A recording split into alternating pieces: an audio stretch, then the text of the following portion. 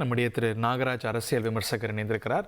நாகராஜ், அந்த லெவரேஜ் பாஜகவுக்கு இருக்குன்னு நினைக்கிறீங்களா? அந்த எண்ணமும் கூட இன்ட்ரெஸ்டும் கூட அந்த அளவுக்கு போவாங்க, வெளியில போனவங்கள கொண்டு வர முடியும்னு நினைக்கிறீங்களா? பாஜக வந்து அமித்ஷா அவர்கள் ரொம்ப கிளியரா முன்னாடியே சொல்லிட்டார், அதிமுக உட்கட்சி விவகாரத்தை நாங்க தலையிட மாட்டோம் அப்படின்ற விஷயத்துல அவர் ரொம்ப கிளியரா இருக்காரு. அந்த விஷயத்த வந்து அவர் அதை வந்து இது பண்ணுவார். பட் இங்க எங்க பிரச்சனை வருது அப்படின்னா, டிடிவி தினகரன் ஒரு தனி கட்சியாக இருக்கிறார். ஆனால் அவரையும் என்டிஏல ஜெல் பண்ண முடியாத சிச்சுவேஷன் வரும்போதுதான் இது செங்கோட்டையன் அவர்களின் பிரஸ் மீட் எல்லாமே நடக்குது. சசி ஃபார் எக்ஸாம்பிள் ஒரு 1 வீக் முன்னாடி சசிகலா மேடம் வந்து எல்லாம் ஒன்றிணைணும் அப்படின்னு சொல்றாங்க. அதுல இருந்து தொடர்ந்து ஒரு விஷயமா நடந்து கொண்டே இருக்கும்போது இது வந்து பாஜக இயக்கி நடக்கிற விஷயமா இல்ல அதிமுக ஆர்கானிக்கா திருப்பி ரீஷஃபிள் தன்னை பண்ணிக்க நினைக்குதா அப்படின்றதும் நம்ம பார்க்கணும்.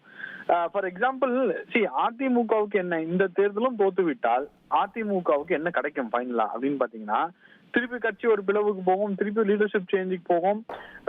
இருக்கும் மந்திரிகள் மினிஸ்டர்கள் வந்து அவங்க அரசியலை தக்க வைத்துக் கொள்ள வேண்டும்.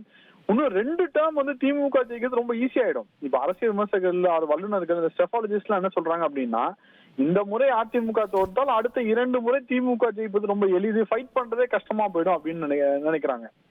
சோ இது எல்லாத்தையும் பார்க்கும்போது இதற்கும் பாஜகவுக்கும் எந்த சம்மந்தம் இல்லை நான் நினைக்கிறேன் பர்சனலா.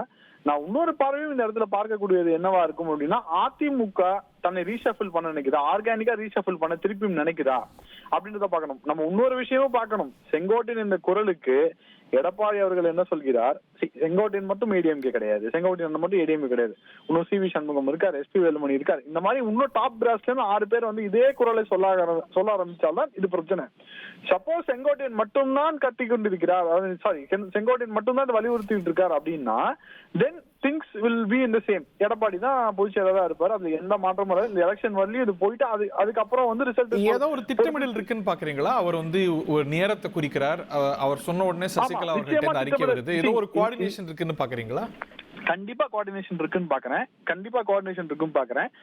பார்ட்டியிலே வந்து 2 குரல் இருக்கு.